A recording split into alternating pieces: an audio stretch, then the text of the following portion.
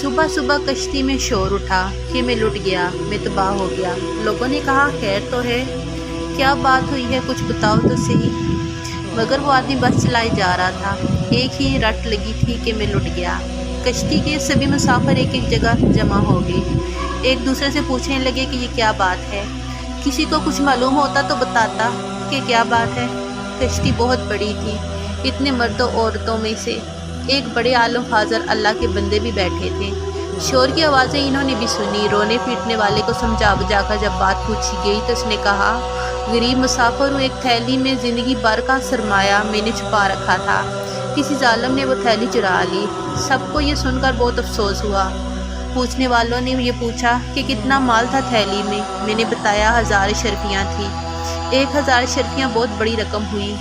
جس نے سنا اسے افسوس ہوا۔ کچھ لوگ مل کر مشورہ کرنے لگے، کشتی کے مالک کو بلایا، سارا ماجرا اسے کہہ سنایا۔ اس نے کہا اگر تھیلی کشتی میں ہے تو پتہ چل جائے گا، میں سب مسافروں کی تلاشی لیتا ہوں۔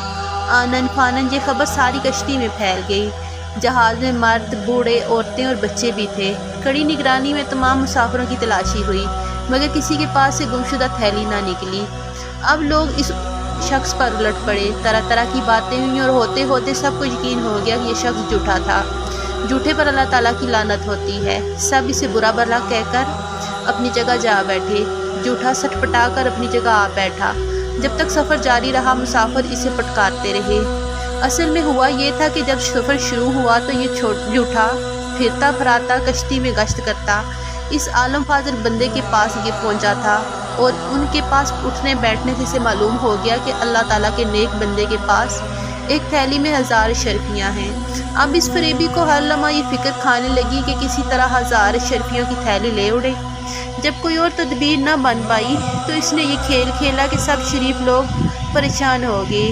تمام مسافروں کو تلاشی دینا پڑی۔ تلاشی ان عالم کی بھی ہوئی، لیکن کسی کے پاس سے وہ تھیلی نہ نکلی۔ جب دریا کا سفر ختم ہوا اور کشتی کنارے لگی، تمام مسافر اتر گئے تو اس جھوٹے نے علیحدگی میں اللہ کے نیک بندے سے پوچھا، کیا آپ نے مجھ سے جھوٹ کہا تھا کہ آپ کے پاس 1000 اشرفیاں ہیں؟ انہوں نے کہا نہیں، میں نے جھوٹ نہیں کہا تھا، میرے پاس واقعی 1000 اشرفیاں تھیں۔ میں نے پوچھا پھر وہ تھیلی کہاں گئی؟ انہوں نے جواب دیا، جب تو نے اپنی تھیلی گم ہو جانے کا ڈھونگ رچایا تو میں سمجھ گیا کہ تو نے میری تھیلی ہتھیانے کے لیے یہ سب کھیل کھیلا ہے۔ تھیلی میرے پاس سے نکلتی تو سب کو یقین ہو جاتا کہ میں چور ہوں، اس لیے میں نے چپکے سے وہ تھیلی دریا میں ڈال دی۔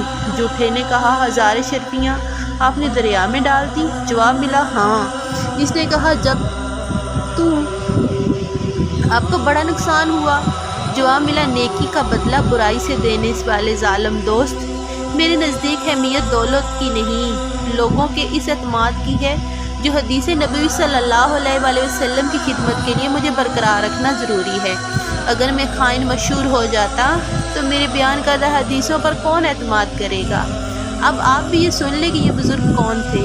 یہ امام بخاری رحمۃ اللہ علیہ تھے، جن کی بخاری شریف دنیا بھر میں مستند مانی جاتی ہے۔